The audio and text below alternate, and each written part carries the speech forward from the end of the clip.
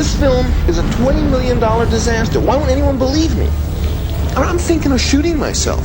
The embattled figure in this drama is director Francis Coppola, who once again finds himself waging a war to keep his dream financially afloat. That time in the jungle with me and Marty and the tiger, yeah, that was just insane. We had this guy there with the tiger, a couple, the trainers.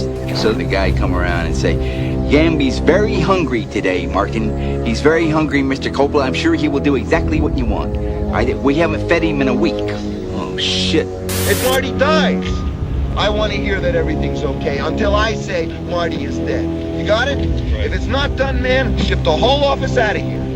Did you drop any acid? Sure. Did you drop any acid during filming? Sure.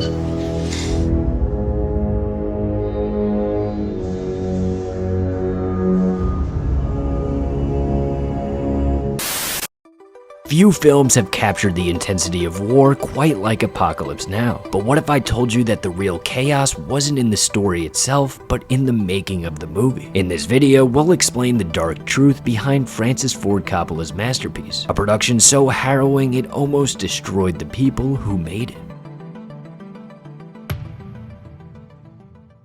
In the early 1970s, Francis Ford Coppola was riding high on the success of The Godfather. This had established him as a creative genius, but it also set the bar impossibly high. This caused an immense amount of pressure on him to follow up those movies with another hit, and that next hit was a Vietnam War movie called Apocalypse Now. And actually, most people don't know that Coppola was never supposed to direct this film. It was originally George Lucas's movie to make, but no studio actually wanted to make it with Lucas because this was while the war was still going on. So Lucas moved on from the project, and Coppola decided to put a lot of his own money into making it. Now that you have the backstory, let's get into the dark truths about the making of this movie. Production began in the Philippines in February 1976. They chose the Philippines because its terrain closely matched that of Vietnam. But there was a civil war going on in the country in the South during that time, and this caused a lot of problems that we'll talk about later in this video. We all know and love Martin Sheen for his performance as Captain Willard, but did you know originally Harvey Keitel was cast in the role? They actually filmed for 1 week with Keitel as Willard, and after looking back at the footage for 15 minutes, Coppola decided he needed to replace him already. He quickly flew back to Los Angeles to meet with Martin Sheen and decided on him for the role. More problems also arose with Sheen. He was 36 at the time and was smoking 3 packs of cigarettes a day, but more on that later. The other big actor that was signed onto the project was Marlon Brando for the character and main villain Kurtz. Brando agreed to film for only 3 weeks at $1 million per week, and Coppola would later regret making that deal. While the civil war in the Philippines caused a lot of problems, it wasn't the only unfortunate thing about filming in that country. The Philippines also dealt with typhoons, and in this case, the typhoons would rip through sets, halting production for weeks at a time. And with the summer approaching, it was only getting hotter the longer the production went on, causing exhaustion for the cast and crew. In order to get helicopters to film with, Coppola and his team had to work with the Philippine government, who agreed to lend them military helicopters. One of the most complicated and expensive scenes with these helicopters, and arguably one of the most famous scenes in the movie, was where Kilgore and all of them attacked the local village to be able to surf. It included lighting people on fire, setting off hundreds of explosions, and coordinated flights of tens of helicopters. I mean, just look at these clips and think about how you would go about filming it. The dark truth about this scene was what happened during one day of filming. There were rumors that the rebel communists were in the hills about 10 miles away and were planning to attack the helicopters being used to film. In the middle of one of the shots, the helicopters were called away to fight those rebels, adding more to the total budget and causing even more delays. The budget now ballooned from $13 million to over $30 million. Coppola poured millions of his own money into the project, risking everything. To make things worse, after filming the helicopter scenes, one of the biggest typhoons hit the Philippines, which not only destroyed certain sets they've built, but also destroyed certain parts of civilization and houses. This caused them to shut down production for 2 months, adding to the pressure on Coppola to make this movie work. Everybody went home during this time, and it gave Francis some time to continue writing the ending, because he wasn't convinced on what it should be yet. And this also turns into a major problem later on that we'll get into. As production continued, news articles were coming out for how long this was going on. The cast and crew started feeling it too, getting an overwhelming sense that they weren't even there in the Philippines anymore. Actor Sam Bottoms, who played Lance, talked about actually dropping acid for the scene where his character did, and also taking speed for some of the scenes late at night. He said it was just a really bad experience. Also, for the scene with the tiger, the animal trainer didn't feed the tiger for a week, so he was hungry and would jump out at the camera. Frederick Forrest, who played Chef, said it was the most terrifying moment of his life. Besides these production issues, real problems started to arise on set with an actor. Problems that were even life-threatening.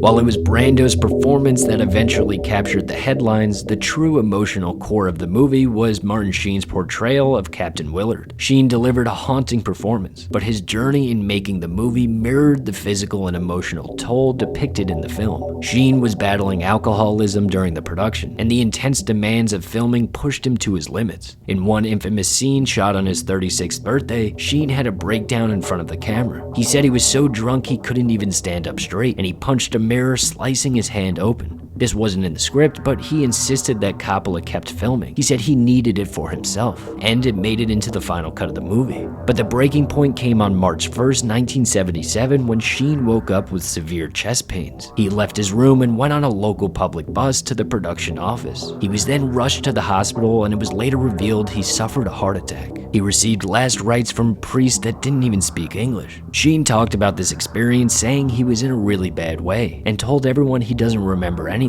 He later revealed, though, that this was a lie, and that he remembered knowing that he had a choice on whether he would live or die. He chose to live and spent 5 weeks recovering. When he got back, they were finally ready to shoot the ending sequence, where Willard finally confronts Kurtz. This scene involved hundreds of extras, and the dark truth behind them is somewhat terrifying. The extras had some odd, dark behaviors that honestly I don't think I could show you on YouTube, but it was all captured on camera. To give you an idea, it involves hurting animals and performing rituals. This inspired the scene that's in the movie, but the actual footage is much worse. After filming those scenes, though, it was finally time to shoot the scenes with Brando. And like I said before, this was one of the biggest problems Coppola had with the film. Like I said, Marlon Brando was paid $3 million for his role as Kurtz, but Coppola paid him $1 million already before filming began to just lock him in. Brando only agreed to film for 3 weeks, but due to the problems with production we were just talking about and wanting to rewrite the ending, Coppola had to delay when they were shooting. Brando threatened to drop out, saying he refuses to wait and that he would keep the $1 million and just not do the movie. Francis had to fight with him to stop him from doing that.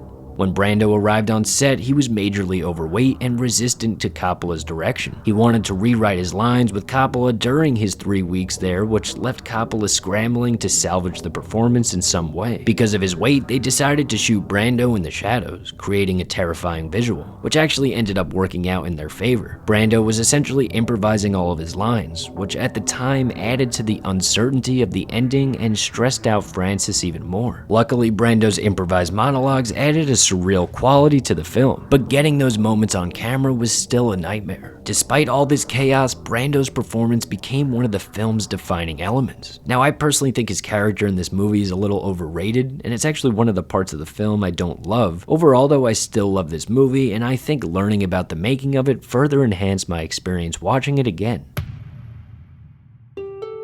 Francis Ford Coppola's obsession with perfection pushed him to the edge. He reportedly lost 100 pounds during the production and began to suffer from seizures. Most of the information from this video comes from the documentary his wife Eleanor made called Hearts of Darkness: A Filmmaker's Apocalypse. Despite all this turmoil, Coppola's relentless drive ensured the film would be unlike anything audiences had seen before. After years of delays, Apocalypse Now finally premiered at the Cannes Film Festival in 1979. But even then, it wasn't finished. Coppola brought an incomplete cut, unsure of how the audiences would react. The response, though, was overwhelming. The film won the Palme d'Or and was hailed as a masterpiece. Critics praised its haunting visuals, philosophical depth, and unforgettable performances. Yet beneath the accolades lay the scars of its creation. The film's release marked the end of an era for Coppola. He had risked everything: his career, his health, his financial security, but he also created something that would endure for generations. So in the end, it was all worth it.